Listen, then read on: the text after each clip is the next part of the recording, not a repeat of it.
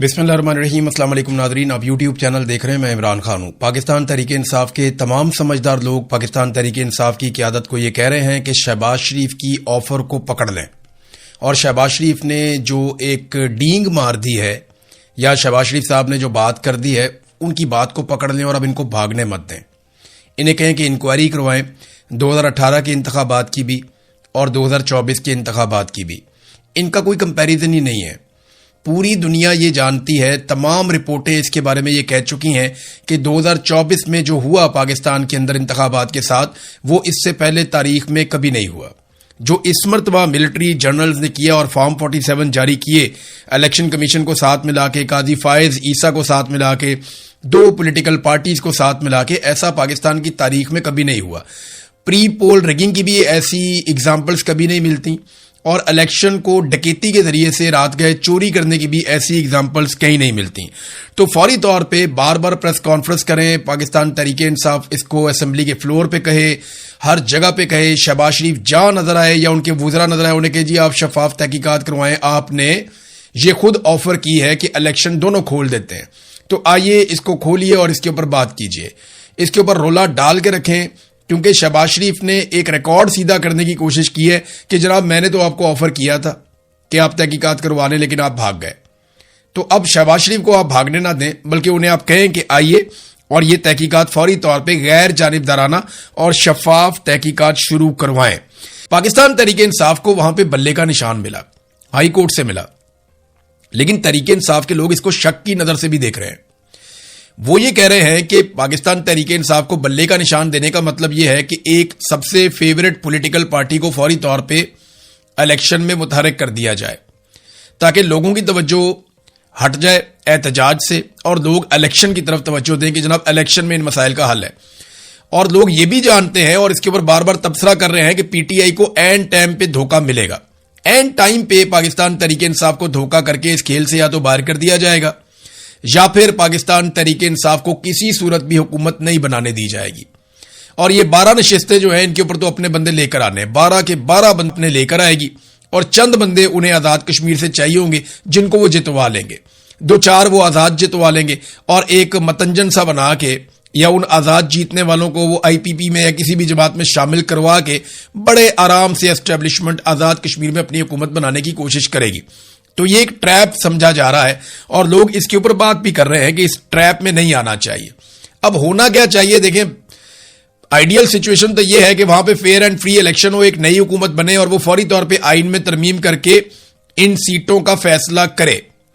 लेकिन अब होता क्या है, क्योंकि फजलुर रहमान साहब भी अब मुज़ाकरात के अंदर पड़ गए हैं, महमूद अचकज़ई साहब भी पड़ गए हैं, कुछ लोग जो हैं वो कश्मीर में पहुंचे हैं, उन्होंने मुज़ाकरात किए, बातचीत की है कश्मीरी रहनुमाओं से। तो अभी बातचीत आगे बढ़ेगी तो हमें समझ आएगी। बहरहाल ओवरसीज पाकिस्तानियों से मेरी बात हुई, मुलाकात भी हुई, वो काफी गुस्से में है और उनका एक ही शिकवा है कि यार हम कोई गद्दार हैं, हम कोई मुल्क के दुश्मन हैं, यार हम पाकिस्तान से हम लोग प्यार करते हैं। आप हमारे पासपोर्ट चेक कर लें, आप हमारी हर चीज देख लें उठाकर। हमने पाकिस्तान से कभी नफरत नहीं की, हमने पाकिस्तान से या पाकिस्तान के इदारों से कभी नफरत नहीं की, हम तो हमेशा इनको प्यार करते रहे, सल्यूट करते रहे। लेकिन आज अगर हमने अपना हक मांग लिया तो इन्होंने हमें गद्दार करार दे दिया। यही हुआ था बंगालियों के साथ, यही हुआ था मुहाजिरों के साथ, यही हुआ बलोचों के साथ, फिर यही हुआ कबायलियों के साथ, यही हुआ पश्तूनों के साथ, और आज यही हो रहा है कश्मीरियों के साथ। पंजाब में भी जो आवाज उठाता है उसको गद्दार डिक्लेयर कर दिया जाता है। यहां पाकिस्तान से बाहर बहुत सारे लोग बैठे, उनको 100-100 साल की सजाएं सुना दी पकड़ के। वो पाकिस्तान में थे भी नहीं, उन्होंने कोई जुर्म भी नहीं किया, उनको भी सजाएं सुना दी गई हैं। तो पाकिस्तान तहरीक इंसाफ को इंतखाबी निशान मिल जाने को भी एक धोखे के तौर पे देखा जा रहा है। लेकिन अभी आप कुछ कह नहीं सकते, अभी बहुत सारी चीजें अगले चंद दिनों में होंगी और उनसे हमें आइडिया हो जाएगा कि सूरत-ए-हाल किस तरफ जा रही है। एक और नाज़रीन खबर है, इमरान खान साहब की बहनों से एक सवाल पूछवाया गया कि जनाब दुनिया भर में आसिम मुनीर का शुक्रिया अदा किया जा रहा है, पाकिस्तान का शुक्रिया, पाकिस्तान के ट्रेंड चल रहे हैं, तो आप इसके बारे में क्या कहती हैं? तो इमरान खान की बहनों ने कहा जी कहां पर ट्रेंड चल रहे हैं, किस चीज का शुक्रिया अदा करें? मैंने सारा सोशल मीडिया ट्विटर देखा, एक ट्वीट शुक्रिया की नहीं मुझे मिली। तो इनका किस बात पे शुक्रिया अदा करें? इस बात पे करें जो उन्होंने कश्मीर में किया है, इस बात का शुक्रिया अदा करें जो उन्होंने 26 नवंबर को कत्लेआम किया। जो जुल्म ये इमरान खान पर कर रहे हैं, इनका कभी कोई शुक्रिया अदा नहीं करेगा। लोग बद्दुआएं दे रहे हैं, हम खवातीन के साथ यहां अडियाला के बाहर होता हुआ जुल्म देख रहे हैं जो हमारे साथ होता है। پورے پاکستان نے دیکھا ہے. ہم اس بات پر شکریہ ادا کریں ان کا. اپنے محلے میں آپ عوام کی مار پیٹ کریں اور باہر جا کر صلح صفائی کروائیں, اس پر شکریہ کوئی نہیں کرتا. یہ عمران خان کی بہنوں نے ٹکا کر جواب دیا جب سوال ان سے پوچھا گیا. دیکھیں, قوم شکریہ تب ادا کرے گی جب قوم کو کچھ ملے گا. نمبر ایک, سب سے پہلے قوم کو ان کا حق ملے کہ وہ جو فیصلہ کریں اس فیصلے کے مطابق ملک چلنا چاہیے. پہلا حق تو یہ ہے. دوسرا, جو لوگ ملک چلا رہے ہوں وہ اس نیت کے ساتھ چلائیں کہ قوم آگے بڑھے, ترقیاتی منصوبے لگیں, ترقیاتی بجٹ زیادہ ہو, لوگوں کی تنخواہوں میں اضافہ ہو, لوگوں کی آمدن بڑھے, مہنگائی کم ہو, غربت کم ہو, بے روزگاری کم ہو, باہر سے سرمایہ کاری. یہ ساری چیزیں آپ کریں گے تو لوگ آپ کا شکریہ بھی ادا کر سکتے ہیں, لیکن اس کے لیے آپ کو لیجٹمیٹ گورنمنٹ ہونا چاہیے. اگر آپ کی حکومت ہی جعلی ہے تو آپ جتنے مرضی اچھے کام کریں, جیسے حسینہ واجد تھی, اس کی جعلی حکومت تھی, وہ بہت اچھے کام کرتی تھی, لوگوں نے اٹھا کے باہر پھینک دیا. تو لوگوں کو ایک تو حکومت لوگوں کی ہونی چاہیے کہ لوگوں کی بنائی ہوئی حکومت بیٹھی ہو اور پھر وہ لوگوں کی خدمت کرے, تو پھر ایک ریلیشن بنتا ہے لوگوں میں اور گورنمنٹ کے اندر. ایک سال کے اندر پاکستان کی اکانومی مکمل طور پہ درست ہو جائے گی اور پاکستان ترقی کی منازل طے کر جائے گا ایک سال کے اندر. تو یہ عاصم منیر صاحب نے کہا تھا.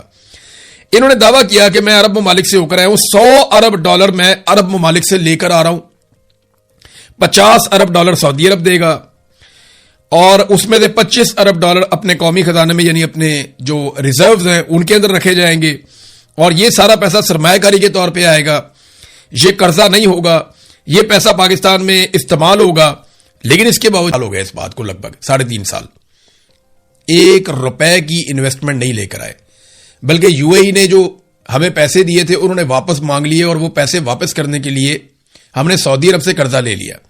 اور ابھی تک موجودہ جو رجیم ہے اس نے عوام کو آگاہ ہی نہیں کیا کہ سعودی عرب سے جو ہم نے قرضہ لیا ہے اس کا معاہدہ کیا ہے, اس کا سود کتنا ہے, اس کے اوپر ہم نے کتنا انٹرسٹ پے کرنا ہے, یہ بھی پاکستانی قوم کو نہیں بتایا. اور اس کے بدلے میں ہم نے سعودی عرب کو دیا کیا کہ جب تک یہ پیسے آپ کے ہمارے پاس رہیں گے اتنے عرصے میں ہم اپنا جو ہے فوج یا اپنے ہتھیار جو ہے وہ ہم سعودی عرب میں بھیج رہے ہیں.